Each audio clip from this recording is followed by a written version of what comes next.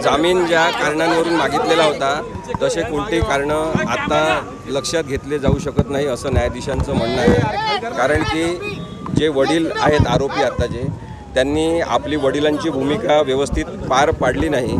जेव्हा की गाडीचं रजिस्ट्रेशन नव्हतं, गाडीवर नंबरसुद्धा नव्हता आणि आपल्या मुलाकडे लायसन्ससुद्धा नाही हे माहिती असताना त्यांनी त्याला गाडी चालवायला दिली।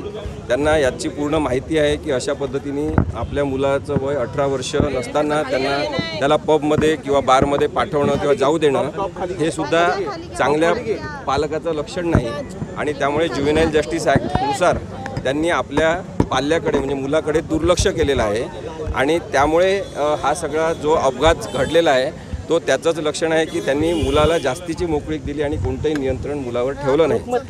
त्यामुळे कोर्टाने 24 तारखेपर्यंत न्यायालयीन कोठडी दिली।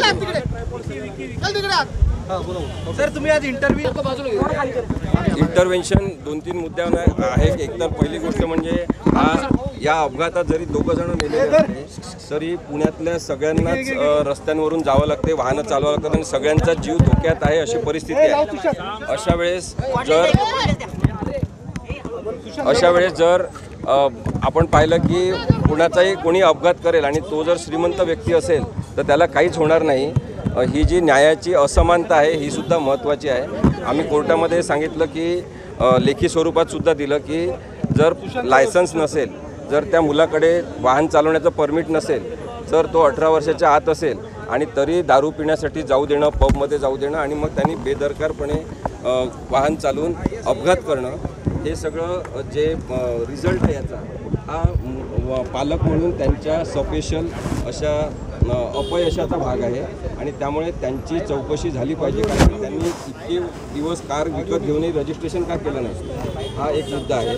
आणि दुसरा मुद्दा आहे की त्यांनी मुलाकडे लक्ष दिलं नाही। आता याच्यामध्ये कायद्याचे आणखी 1-2 मुद्दे जे कोणीच लक्षात आणून दिले नसतील तर माझं असं स्पष्ट मत आहे की 2 FIR या केसमध्ये असणं हे अत्यंत चुकीचं आणि बेकायदेशीर आहे। दुसरं आतापर्यंत सगळी चर्चा सुरू आहे पण एकही प्रोव्हिजन, एकही कलम दारूबंदी कायद्याचं पोलिसांनी लावलेलं नाही, त्याला प्रोहिबिशन ॲक्ट असं म्हणतात। तर दारूबंदी कायद्यानुसार FL1, FL2, FL3 हे लायसन्सचे प्रकार आहेत आणि जे पब बार वगैरे असतात त्यांना तशा प्रकारचे लायसन्स दिलेले असतात, त्यांच्याकडे परमिट असते, त्या परमिटनुसार कोणाला परवानगी द्यायची हे ठरलेलं असते। ज्यांचा जो परमिट नाही त्यांच्यासाठी तिथे परमिटची किंवा छोट्या पावत्यांची व्यवस्था असते। या सगळ्या गोष्टींचं रजिस्टर मेंटेन केलं पाहिजे।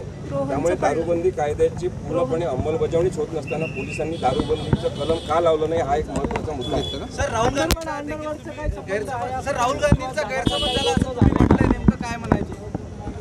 राहुल गांधींचा गैरसमज झालेला आहे आणि सगळ्यांचाच तसा झालेला आहे की या मुलाला केवळ जामीन दिलेला आहे, त्याला काही मोकळं सोडून दिलेलं नाही आहे, निर्दोष सोडलेलं नाही आहे। त्यामुळे जामीन करत असताना ज्युव्हेनाईल जस्टिस ॲक्टमध्ये जी प्रोव्हिजन आहे ती सुधारणावादी शिक्षेची किंवा अटींची आहे, त्याला काही अटींवर सोडलेलं आहे। त्यामुळे सगळ्यांनीच निबंध दिला की त्यांना सोडले असा जो काही समज झालेला आहे तो भावनाशील समज आहे आणि लोकांनी त्याच्याबद्दलचा नक्की विचार केला पाहिजे। राहुल गांधींनी पण जे काही ट्विट केलेलं आहे किंवा व्हिडिओ केलेला आहे त्याच्यामध्ये सुद्धा गैरसमज आहे असं दिसतं की त्यांना आरोपीला सोडूनच दिला जणू काही असा त्यांचा समज झालेला। सर हिंदीमध्ये घ्या, सर हिंदीमध्ये घ्या, सर हिंदीमध्ये घ्या, हे थांबा, हिंदीमध्ये घेऊन द्या मग प्रश्न घ्या। काय संबंध आहे का?